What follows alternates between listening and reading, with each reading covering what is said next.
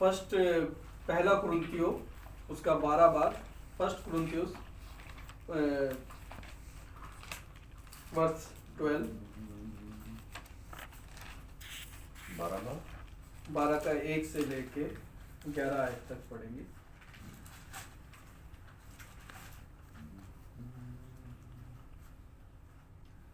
हे भाइयों, मैं नहीं चाहता कि तुम आत्मिक वरदानों के विषय में अज्ञात हो।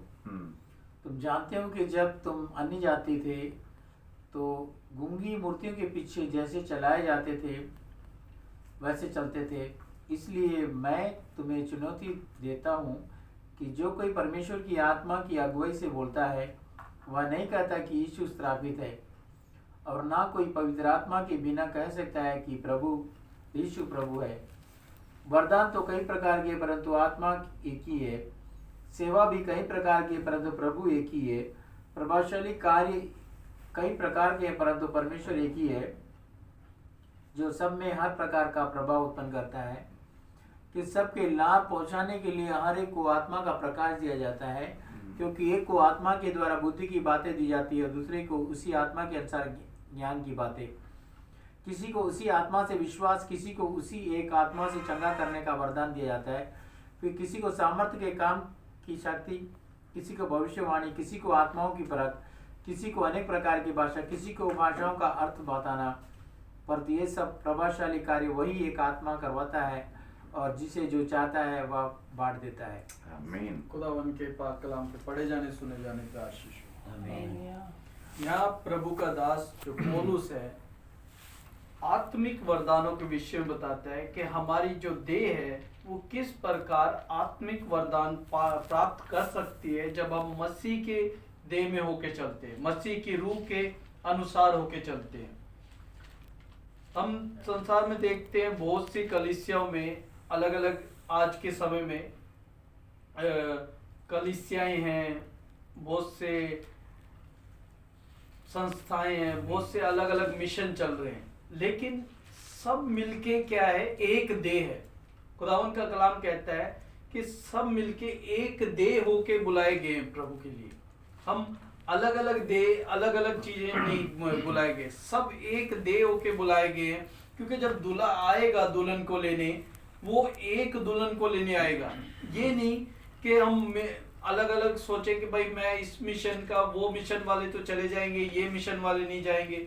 लोगों की ये सोच जो मसीह भाई बहनों में जो फैलती जा रही है, ये सोच, ये हमारे बीच में क्या है, गड़बड़ी पैदा कर रही है, कलीसियाओं में गड़बड़ी पैदा कर रही है।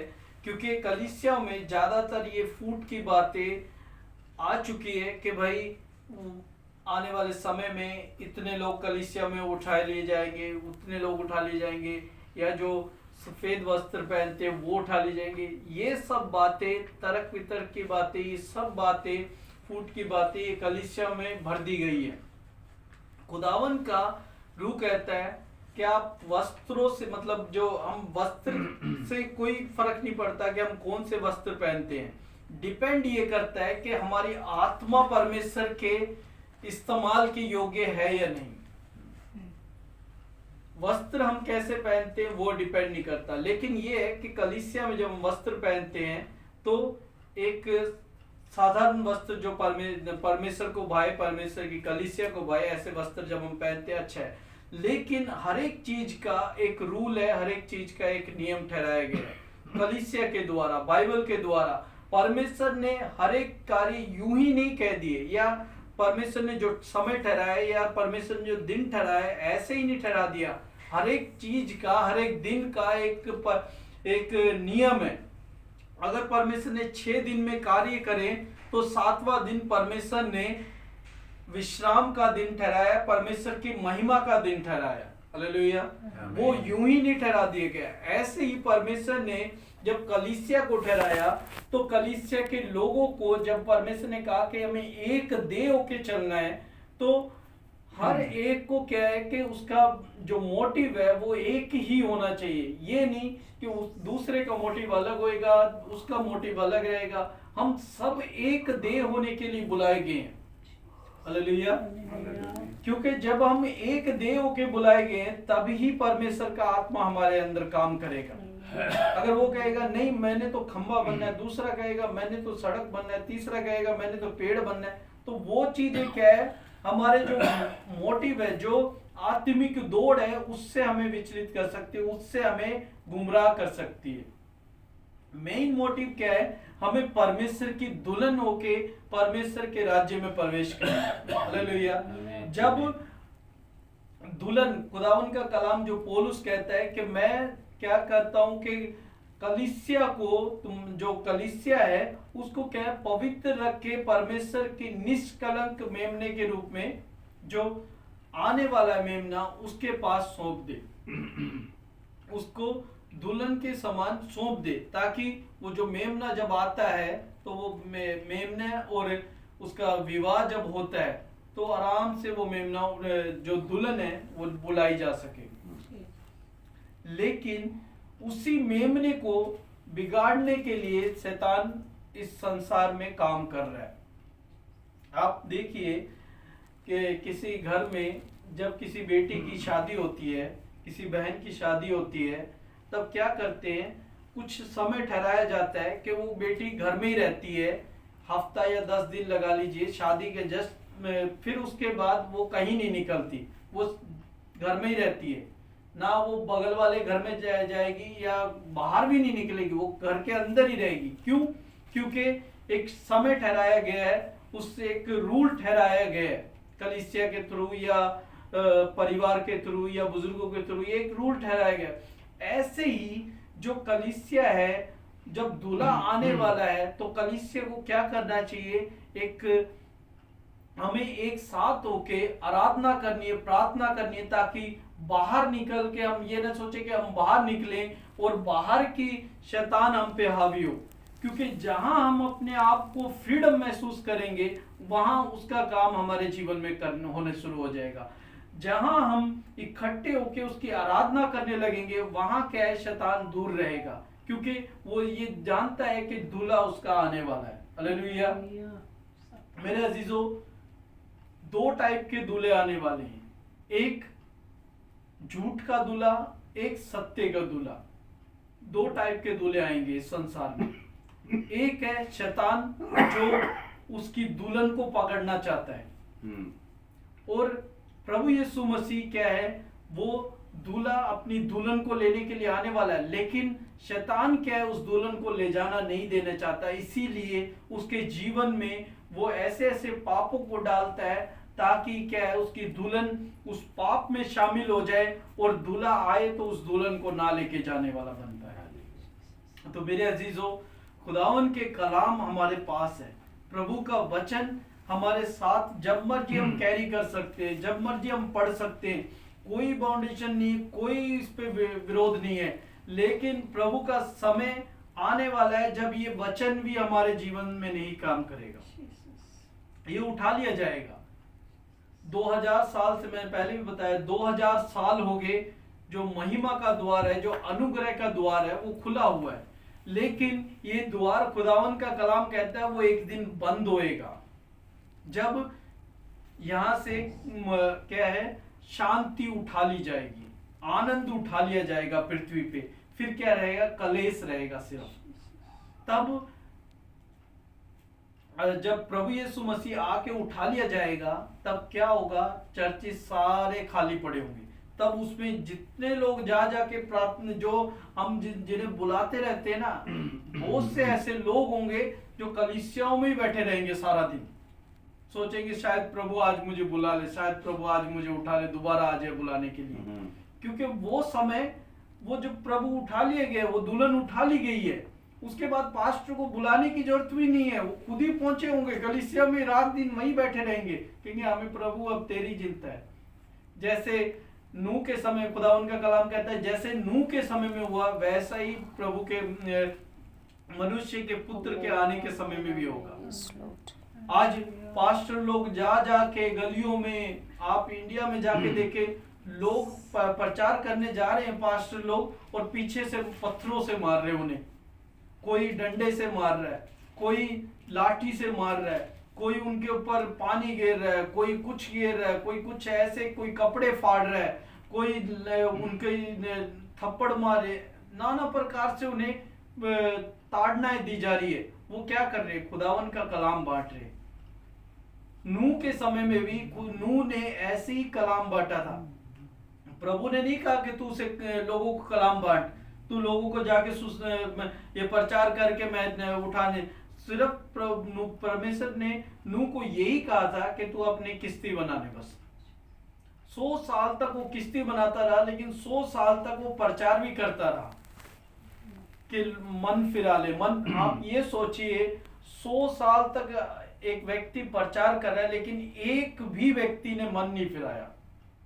केवल उसके परिवार के 8 सदस्य थे सिर्फ, और जो दुनिया में जानवर देखते हैं ऐसे ही जानवर उस समय आए थे बस, और किसी व्यक्ति ने मन नहीं फिराया। आज के समय में बहुत से पास्टर लोग कलीसिया में जाते हैं या अलग अलग जगहों में जाते हैं, प्रचार करते हैं कि मन फिरा लें ताकि प्रभु के राज्य में शामिल हो सके, लेकिन एक कान से लोग सुनते दूसरे से निकाल देते हैं। वो मेरे अजीजों, क्योंकि शैतान ने उनके कानों को ऐसा मोटा कर दिया है कि खुदावन का वचन उनके जीवन में पहुंच ही ना सके, और जहां प्रभु का वचन पहुंच नहीं पाता वहां वो अंधकार की शिक्षाओं में या अंधकार की बातों में अभी तक फंसे हुए हैं। लेकिन समय जो हमारे पास है उसे हमें कीमती समझना है, क्योंकि ये समय जो दोबारा नहीं आएगा। प्रभु यीशु मसीह एक बार आएगा तो दोबारा नहीं आएगा कि मैं दुल्हन को, जो बची हुई दुल्हन है उसको दोबारा लेने आऊं। दुल्हन एक कंप्लीट दुल्हन को लेने आएगा, तो बार बारी वो अलग अलग दुल्हन को कहे भाई चलो आधी दुल्हन आ चुकी है, अब उसका पैर रह गया उसको लेके आ जाऊं, फिर दोबारा आए कि भाई उसके हाथ रह गया उसको लेके आओ। ऐसे नहीं, प्रभु कंप्लीट दुल्हन को आएगा, लेके चला जाएगा। आमीन। फिर बचे हुए लोग रोते रहेंगे, पीटते रहेंगे, वो कोई फायदा नहीं होगा। मेरे अजीजों, हम ये जो दौड़ रहे हैं, जो संडे या किसी और में समय में प्रार्थना कर रहे हैं, मेरे अजीजों, इसी विषय के लिए कि हम उस दौड़ में उस परमेश्वर की दुल्हन के रूप में शामिल हो सकें। केवल यही हमारी दौड़ है। अगर उस दौड़ में मेरे अजीजों हम दौड़ते चले गए और कहीं ऐसा समय आ गया कि हम गिरने वाले हैं, तो मेरे अजीजों संभल के रहना है कि हम गिर ना जाए, क्योंकि शैतान हमें गिराने की पूरी कोशिश में लगा हुआ है। आप ये ना सोचे कि शैतान आराम से सो रहा है टांग पसार के, वो एक पॉइंट भी मिस नहीं करना चाहता।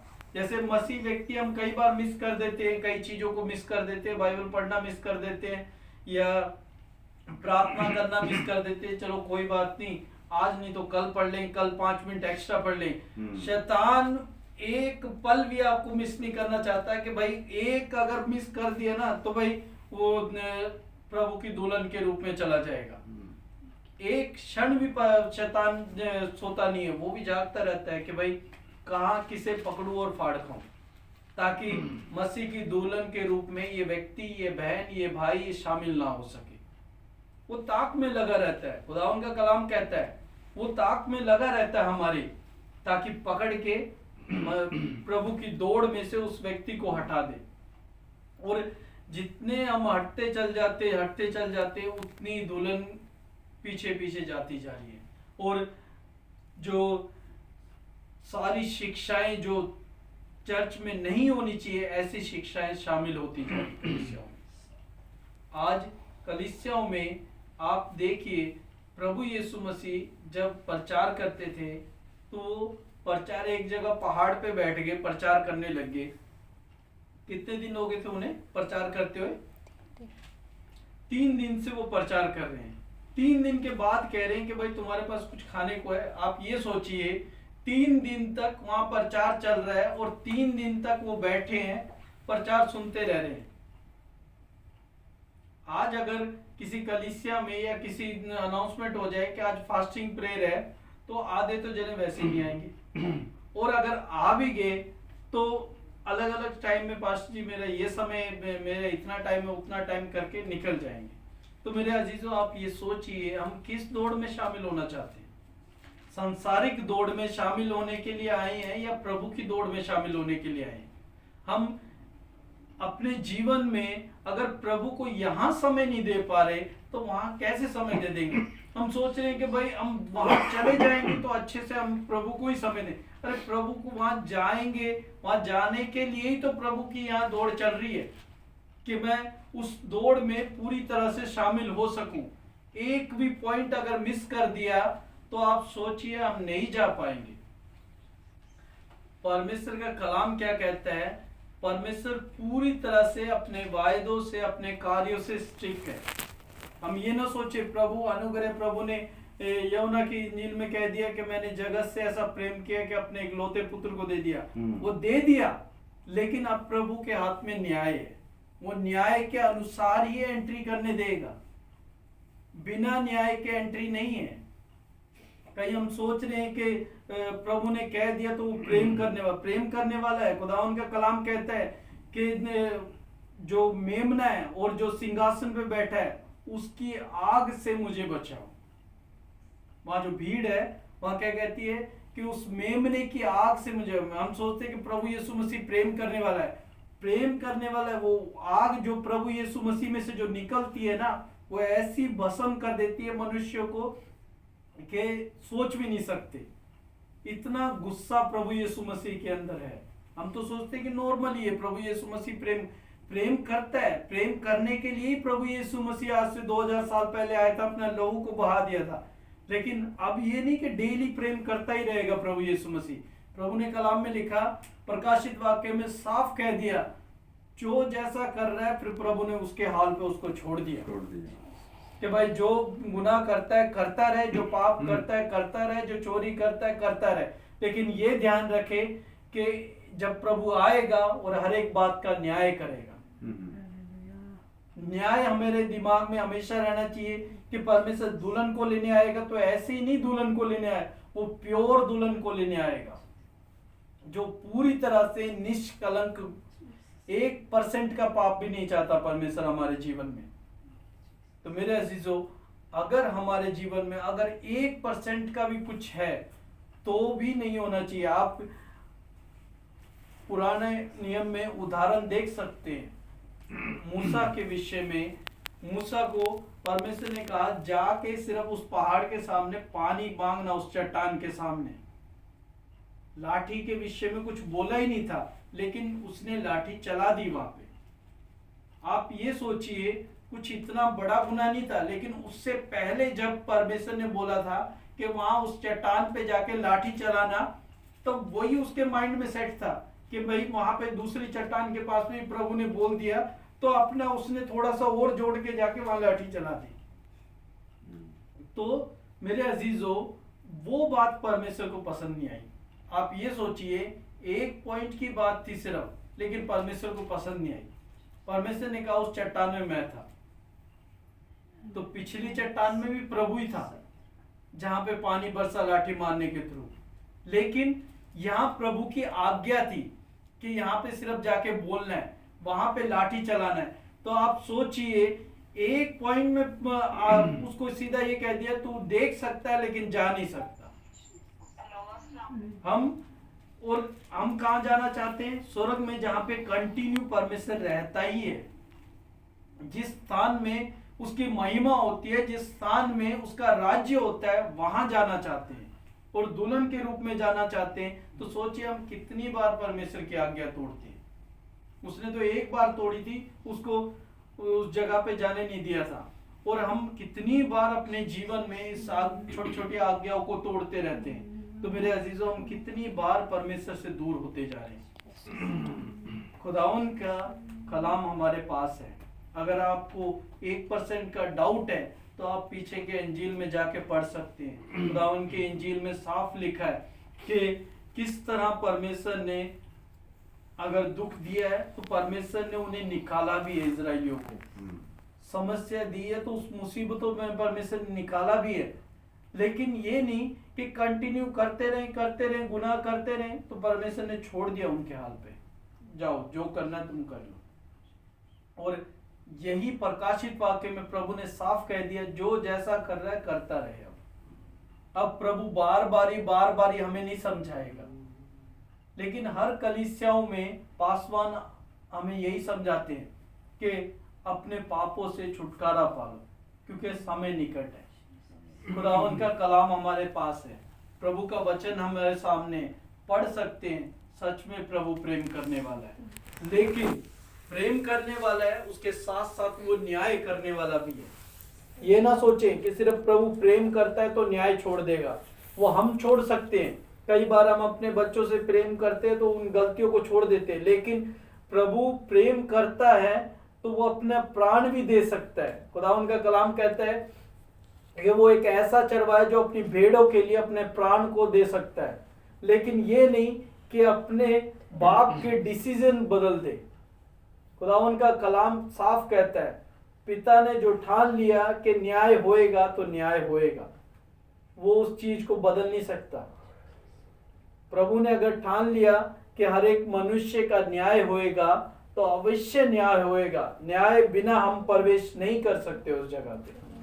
अगर न्याय होएगा तो मेरे अजीजों, उस न्याय के लिए हमें तैयार होना जरूरी है, क्योंकि हर एक मनुष्य को वहां खड़ा होना जरूरी है। दुल्हन चली जाएगी लेकिन वहां पे खड़ी होगी।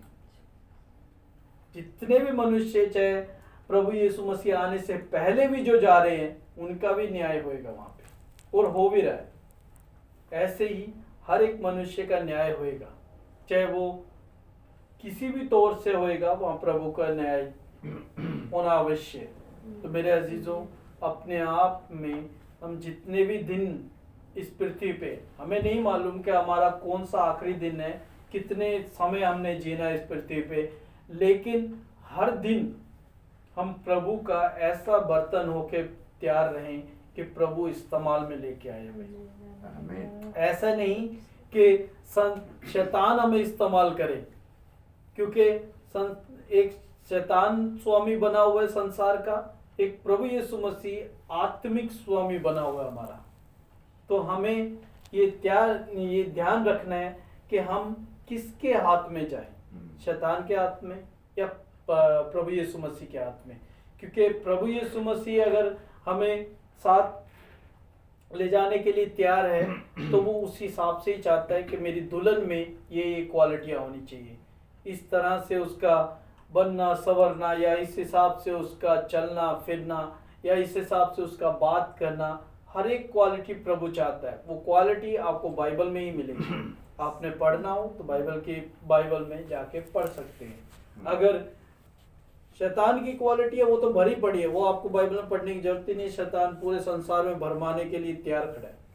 आप घर से एक कदम बाहर निकालें, बस उसके बाद शैतान के हाथ में छोड़ दीजिए, वो हर पॉइंट पे आपको पकड़ पकड़ के समझाएगा कि ये चीजें ऐसी, वो चीजें ऐसी है, सारी चीजें आपको समझा देगा। लेकिन आपको पवित्र बनने के लिए पूरी जिंदगी जीनी पड़ेगी, लेकिन आपको पापी बनने के लिए सिर्फ एक पॉइंट काफी है। शैतान आपको गिराने के लिए एक पॉइंट काफी, उसको एक सिर्फ पल चाहिए आपको गिराने के लिए। लेकिन प्रभु में धर्मी बन के जीवन बिताने के लिए आपको पूरी जिंदगी, जब तक आप खुदावन लेने ना आए उससे पहले, तब तक आपको धर्मी बने रहना है। खुदावन का कलाम कहता है कि जो समय आने वाला है, वो समय में जो समय चल रहा है, उस समय में अगर अय्यूब हो, मूसा हो या दानियल हो, तो भी वो अपने आप को ही बचा पाएंगे, दूसरे को बचा नहीं पाएंगे, क्योंकि जो समय आने वाला है वो ऐसे ही है। तो मेरे अजीजों, हम ये ना सोचें कि मेरी प्रार्थनाओं से बहुत कुछ हो सकता है। मेरे अजीजों, पहले हमें बचना जरूरी है, खुद को सिक्योर करना जरूरी है पूरी तरह से कि हाँ, मेरी जगह फिक्स हो चुकी है, अब मैं उस दौड़ में शामिल हो सकता हूँ। तो पूरी तरह से 100% हमें पृथ्वी पर ही रह के फिक्स करनी है जगह। वहां जाएंगे वो तो बात की बात है, वहां तो सिर्फ न्याय है, लास्ट है वो तो। उससे पहले पूरी तरह से कंफर्म कर लेना, हाँ मेरी जगह फिक्स है वहां पे। 1% का अगर डाउट है तो वो डाउट यहीं पे क्लियर कर लीजिए, वहां पे डाउट की जगह नहीं है। आइए हम अपने स्थानों पर खड़े हैं। है।